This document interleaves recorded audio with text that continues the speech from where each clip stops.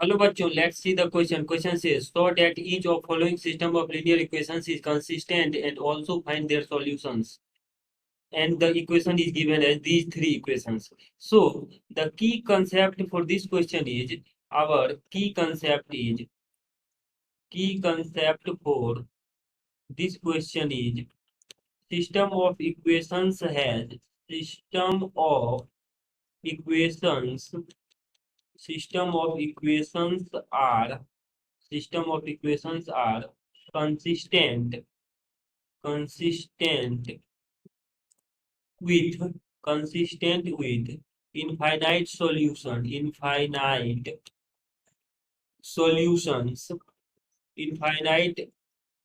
number of solutions हम यहाँ लिख सकते हैं infinite number of solutions if determinant of matrix A equal to 0 and adjoint of matrix A multiplied by B equal to null matrix or 0. This is our key concept. अब हम यहाँ से अगर की कंसेप्ट के हेल्प से देखें तो यहाँ पर मैट्रिक्स ए कितना बन रहा है, मैट्रिक्स ए बन जाएगा और उसका हम बाद में लेंगे डिटर्मिनेंट।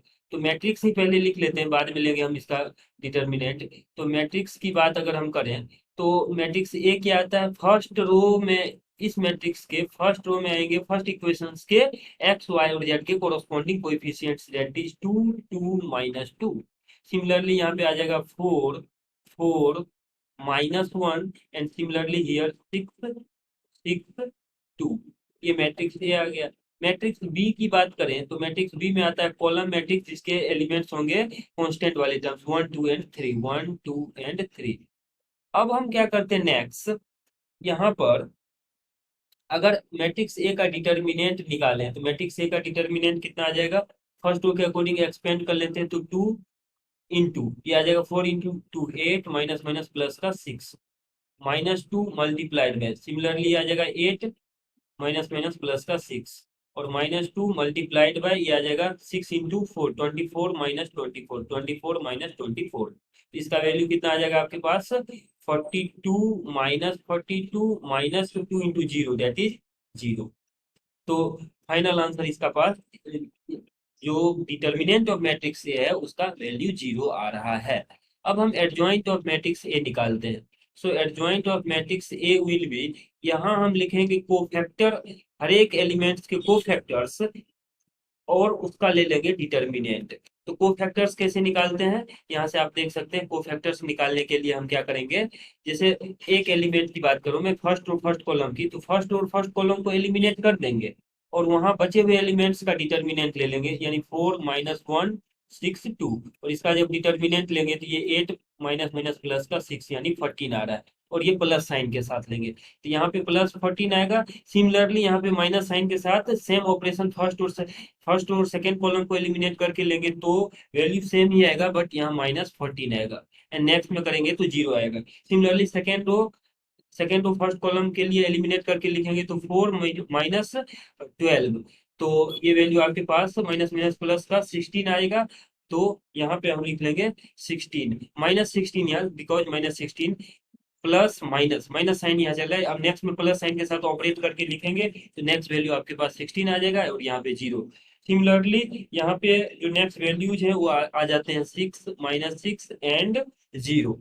तो ये तो हमने कोफैक्टर्स निकाल के अरेंज किया मैट्रिक्स में। अब इसका ट्रांसपोज जब लेंगे तो एक्चुअल में हमारे पास एडजॉइंट ऑफ मैट्रिक्स ए मिल जाएगा। सो एडजॉइंट ऑफ मैट्रिक्स, अब इसका ट्रांसपोज कैसे लेंगे, रोज को कोरोस्पोंडिंग कॉलम में कन्वर्ट करके। तो फर्स्ट रो को फर्स्ट कॉलम में कन्वर्ट कर देते हैं तो 14 -14 0। सिमिलरली यहाँ पे आ जाएगा -16 16 0। सिमिलरली यहाँ पे 6 -6 and 0। This is our adjoint of matrix A. Now next अगर हम बात करें कि adjoint of matrix A multiplied by B की, तो वो कितना आएगा। तो एडजॉइंट ऑफ मैट्रिक्स ए को हम दोबारा अगर लिखें तो ये एलिमेंट्स कितने थे 14 -16 0।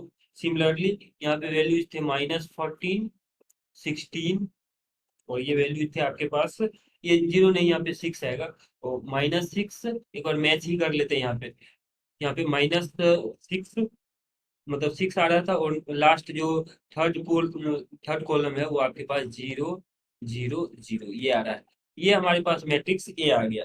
अब इसको मल्टीप्लाई करेंगे बी से, तो बी के एलिमेंट से 1 2 एंड 3 मल्टीप्लाई करके लिख लेते हैं। तो मल्टीप्लाई करने का तरीका क्या है, इसके रोज को इसके कोरोस्पोंडिंग कॉलम से मल्टीप्लाई करके ऐड करते हैं, वो यहाँ पे आता है।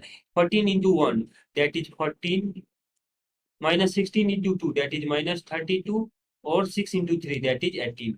तो ये एलिमेंट आ जाएगा। Similarly second row first column करेंगे तो -14, ये आ जाएगा 16 इंटू 2 दैट इज 32, और सिमिलरली -6 इंटू 2 दैट इज -18।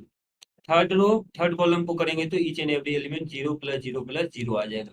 तो हमने adjoint of A into B calculate किया, तो फाइनली हमारे पास क्या आ रहा है, therefore adjoint of matrix A multiplied by B is equals to column matrix. इसको सिंप्लीफाई करें तो ये 0 आ रहा है, 0 आ रहा है, 0 आ रहा है, दैट इज नल मैट्रिक्स। तो हमारे पास कंडीशन क्या था, our condition was if determinant of matrix A is 0, जो कि 0 आ रहा था, and adjoint of matrix A into B equal to null matrix, और दोनों चीज यहाँ पे फुलफिल हो रहा है। तो इफ के जगह पे इसको स्टेटमेंट के तौर पे अगर हम लिखना चाहें तो यहाँ लिख सकते हैं हम कि since determinant of matrix A and adjoint of A into B is 0, so given system of given system of given system of equations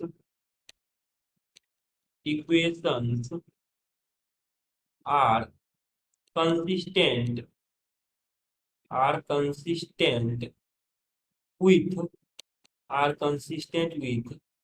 infinite consistent with infinite number of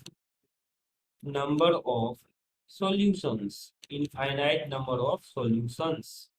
तो ये आपके पास इसका फाइनल आंसर है। इस question में हमें दो चीज पूछा जा रहा था, एक तो प्रूव करना था कि गिवन सिस्टम ऑफ इक्वेशंस जो है कंसिस्टेंट है, तो हमें कंसिस्टेंट भी प्रूव कर दिया, और इसके सॉल्यूशन पूछ रहे थे। तो चूंकि इसके इनफाइनाइट नंबर ऑफ सॉल्यूशंस आ रहे हैं, दैट मीन्स कि इसके इनफाइनाइट सॉल्यूशंस होंगे, तो हर एक सॉल्यूशन को लिखने की जरूरत नहीं है। तो हम सिंपली लिख सकते हैं कि given system of equations are consistent with infinite number of solutions.